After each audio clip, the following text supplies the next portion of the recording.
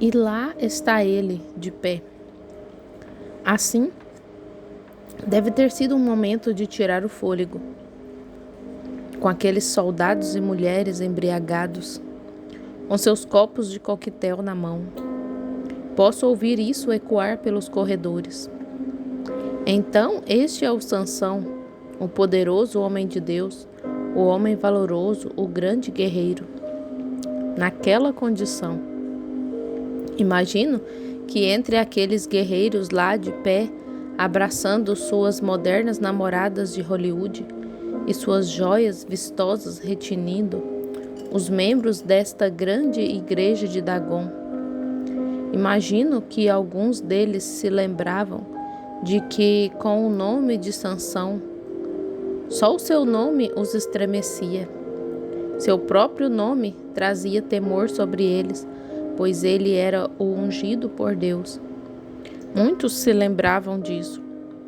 Muitos daqueles soldados lá de pé se lembravam de tê-lo visto em pé com a queixada de mula na mão e 1000 filisteus caídos mortos lá. Como isso pôde acontecer? Quando a queixada de mula batesse num daqueles capacetes de quase 4 centímetros de espessura, de bronze maciço, ora, se batesse naquele capacete com a queixada de mula se faria em milhares de pedaços. Mas Sansão, com o poder de Deus nele, derrubou 1000 filisteus, destruindo seus escudos e fazendo-os cair a seus pés. Imagino que muitos daqueles guerreiros que fugiram naquela época se levantaram na parte de trás, lá em cima, e se lembraram. E esse é Sansão? Eles se lembraram de ver a queixada em sua mão, e ele dizendo: alguém mais quer um pouco disso? Ele era um homem que podia falar, ele era um homem ungido por Deus. Deus prometeu abençoá-lo, ele estava na força de Jeová. Oh, sem dúvida, há muitos aqui que se lembram do passado, quando a igreja se levantou nesse tipo de força. Mas agora está toda dividida, todos os tipos de denominações, uma lutando contra a outra. Já não se ouve falar dos antigos cultos de oração que duravam a noite toda. Os cultos de rua desapareceram completamente. Eles se tornaram obsoletos. Contudo, temos o nosso edifício, temos a nossa estrutura. Mas onde está o Deus dos milagres? Francamente, muitos negam isso, negando até a cura divina. Muitos. Aqui mesmo neste estado houve um clérigo com uma grande igreja que disse: eu estava procurando algumas cadeiras para colocar aqui em Hot Springs, no Arsenal, um salão. Quando eu estive aqui, eu e o irmão Moore, e um pentecostal disse: eu nem deixaria. Ele se recusou a ceder-me as cadeiras. Ele disse: não deixaria que ninguém que cresce em cura divina se sentasse nas minhas cadeiras. Não é só aqui, é em todo lugar. Qual é o problema? Preconceito por causa de patrocínios e outras organizações, esquecendo-se que somos povo de Deus por nascimento. Sansão também se esqueceu disso. Imagino que, enquanto ele estava lá de pé, houve alguns deles que se lembraram daquela noite em Gaza, de como o homem pôde arrancar os portões de Gaza e colocá-los nos ombros quando tentavam cercá-lo. Não se pode conter a unção de Deus. Nenhuma organização pode contê-la. Deus salva os que Ele chamou. Todo o que o Pai me dá virá a mim. Bem, eles acharam que o tinham cercado, e ele arrancou os portões, colocou-os nos ombros e saiu andando, subiu ao topo da colina e sentou-se. Grandes portões de bronze que pesavam toneladas, e um homem pequeno os arrancou das pedras, dobrou-os, colocou no ombro e subiu a colina com eles, como qualquer coisa que estivesse no caminho de Deus.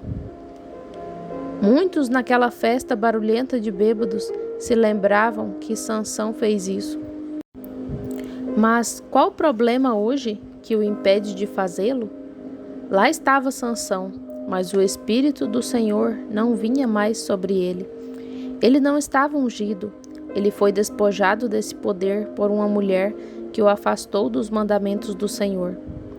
Eu me pergunto hoje se isso não é semelhante ao que acontece em nossas igrejas. Estão vendo? Mulher na Bíblia representa igreja. E pergunto-me se não demos ouvidos à sedução de outras denominações. Tentamos instruir nossos ministros a terem um bacharelado em letras para que nossa congregação pudesse dizer: nosso pastor tem um bacharelado, DD ou LD. Será que não estamos tendo um grande acesso de birra, tentando construir uma igreja que seja um pouco melhor do que a metodista ou a presbiteriana? Estaríamos melhor em alguma missão com o Espírito de Deus em nós do que nessa condição. Será que não estamos fazendo proselitismo e tirando uns dos outros para tentar fazer nossas organizações crescerem? E temos uma grande estrutura, mas onde está o Espírito do Senhor? Lá estava ele, despojado por uma mulher. O que passou pela mente daquele homem enquanto estava lá de pé? Ele teve tempo de pensar. Espero que a igreja tenha o mesmo tempo. O que vale mais para você? Mais 1 milhão ou uma bênção mais profunda de Deus na sua alma? Nós procuramos, e poderia falar de muito mais que anotei aqui sobre aqueles senhores e o que Sansão fez e o que estavam pensando. Agora, concentremo-nos em Sansão. E o que vocês acham que estava passando pela mente dele, das muitas vitórias que teve, das muitas coisas grandiosas que fez quando o Espírito do Senhor estava sobre ele? Mas ele estava consciente que tinha todos os músculos, mas faltava o Espírito do Senhor. Permitam-me dizer-lhes algo, igreja. Não tentem se unir à igreja mais luxuosa, ao grupo mais eloquente. Fiquem com Cristo, onde o Espírito do Senhor está. Então ele deve ter pensado nas grandes vitórias que Deus lhe deu e nos tempos em que seus olhos estavam abertos, em que podia ver as promessas de Deus. Mas agora, desde que foi pego nisso, seus olhos foram arrancados. Tantos hoje são pegos em ilusões mentais. Nunca pensam em examinar a Escritura para ver se está certo ou não. Outros tentam dizer, não faz diferença. Paulo, em Atos 19, achava que fazia diferença e disse que, se um anjo do céu anunciasse qualquer outra coisa, fosse anátema. Estão vendo? Estão vendo? Faz diferença. Agora, vemos Sansão ali parado, pensando nas coisas que uma vez fez pelo reino de Deus e em como ele falhou com Deus e falhou com o povo de Deus. Sim, Senhor.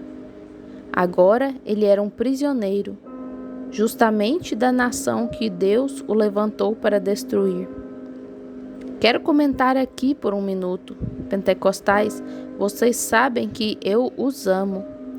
Quando vim a vocês, Jack Moore, Richard T. Reed, irmão G. H. Brown, irmão Ben Pemberton e outros grandes homens, para ver o que vocês tinham, parecíamos ter tanto em comum, a ponto de sermos como uma luva que se encaixa na mão.